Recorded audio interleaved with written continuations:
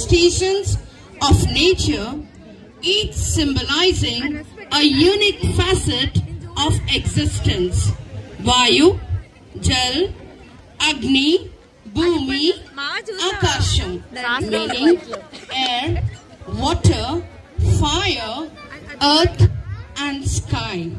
Together, the Panchabhutalu form the core elements that harmoniously interact to create and sustain life. The girls. ఆ పంచభూతాలు మన పరమాత్మలో ఎలా విలీనం అవుతున్నాయో ఇప్పుడు మనం చూద్దాం. ఓడించలేదు. సూర్యుడు, చంద్రుడు, అంగారకుడు, మొత్తం సౌర్య వ్యవస్థ అంతా నా ఆధీనంలో ఉంది. ఎవరు నన్ను తాకలేదు మరియు ఓడించలేదు. ఓ మిత్రమా, ఎందుకంత గర్వం? నీకు అస్తిత్వమే లేదు. నీ జ్వాలలకు కొంచెం విశ్రాంతి ఇవ్వు. నువ్వు కేవలం ఒక చిన్న మంట మాత్రమే. నిజమే చెప్పావు, కానీ నువ్వు నా కోపాన్ని చూడలేదు. నన్ను ఎవరైనా ఆట పట్టిస్తే కాల్చి బూడిద చేస్తాను. నాకు కోపం తెప్పించకు ఆకాశమా.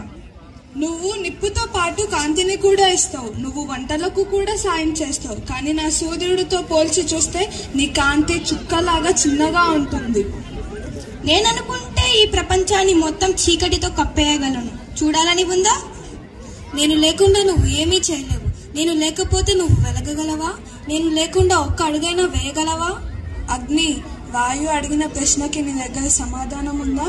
ఓ ఆకాశం, నీ గుర్తే నేను. నేను నీ చుట్టుపక్కల ఉన్నాను కాబట్టి నిన్ను గుర్తిస్తారు. నేను నీ కాంతిని. నా వలనే ఈ లోకంలో చెట్లు బతికి ఉన్నాయి. నేను లేకపోతే ఈ లోకం సర్వనాశనం అవుతుంది. నువ్వు కూడా గాలిలాగే గర్వంగా మాట్లాడుతున్నావా? ఇది అహంకారం కాదు, నా శక్తి. ఎప్పుడైనా నీకు కోపం వస్తే శాంతించేది నేనే. ఇది మర్చిపోకు. అది నీ స్నేహితం వల్ల. ఆ మిత్రత్వం వల్లనే నువ్వు నా లోపల ఉన్నావు. కాదు మిత్రమా, నీ సంరక్షణానికి నేనే కారణం. గాలి లేకపోతే నువ్వు అసలు ఉంటావా? అయితే నువ్వు అగ్ని విస్తరించడంలో సహాయం ఎందుకు చేస్తావు? నాకు నీటికి అగ్నికి ఉన్న శత్రుత్వం గురించి తెలుసు. కానీ అందరికీ ఒక స్వతంత్ర ఎముక ఉండాలి కదా. ఇప్పుడు ప్రతి ఒక్కరికి స్వతంత్ర ఎముక అనేది ఉండదు. నేను భూమిని. అసలు నేనే లేకపోతే ఆకాశాన్ని ఎవరైనా పట్టించుకుంటారా? నేను చెట్లు మొక్కలు నాటపోతే గాలి మాత్రం ఎలా వీస్తుంది? ఇంకా నీరు. నేనైతే నిన్ను 3 భాగాలుగా మూసివేశాను. అదే కాకుండా నిన్ను నేను నాలోనే సృష్టించుకున్నాను. అర్థమైందా? ఇంకా అగ్ని. నువ్వైతే గర్వపడకు. నీ స్థానం నా 2 రాళ్ల కొనపై ఉంది. ఒక చిన్న నిప్పు రవ్వను కూడా పెద్ద మంటగా మార్చేస్తావు. నిప్పు రవ్వలను పెద్ద మంటలుగా చేసేది నేను. దాన్ని శాంతించేది మాత్రం నేను. నేను అందరినీ కప్పేస్తాను. కానీ నేనే లేకపోతే ఇవన్నీ సాధ్యమా? నేను బలవంతురాలిని. నాకు అందరినీ భస్మం చేసే శక్తి ఉంది. నేను ఆ మంటను ఆర్పే శక్తి ఉన్నదాన్ని.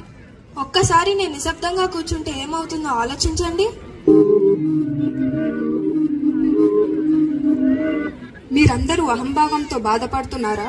మీరు మీ శక్తుల గురించి గర్వపడుతున్నారా? మీకు ఇంత గర్వపడటం సరైనదేనా?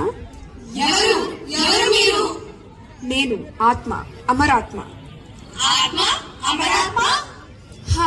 నైనం చిందతి శాస్త్రాన్ని నైనం దాహత పావక నాచయనం లేదయంత్యో ఆశ్రుషయ మారుత. అంటే అగ్ని దానిని కాల్చలేదు, నీరు దానిని తడపలేదు, గాలి దానిని పొడిగా చేయలేదు. ఇదేంటి కొత్తగా మళ్ళీ?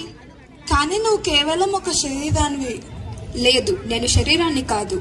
అయితే ఎవరు నువ్వు? నేను ఆత్మను. నేను మీ అందరిలో నివసించే ఆత్మను. కానీ మాకు ఆత్మ అనేదే లేదు. ఒక శరీరం, మనిషి శరీరం పంచతత్వాలలో రూపొందించబడింది.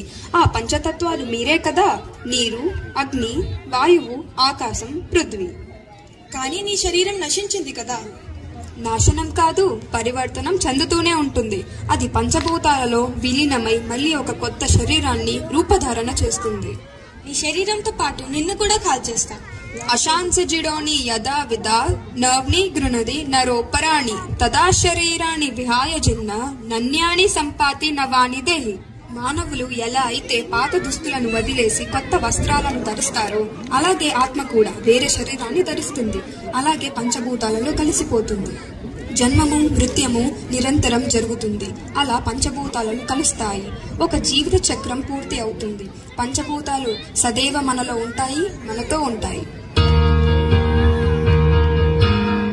నిప్పు, నీరు, వాయువు, ఈ 5ంటిని మనము రక్షించాలి. అప్పుడే మనని మనం రక్షించబడతాం.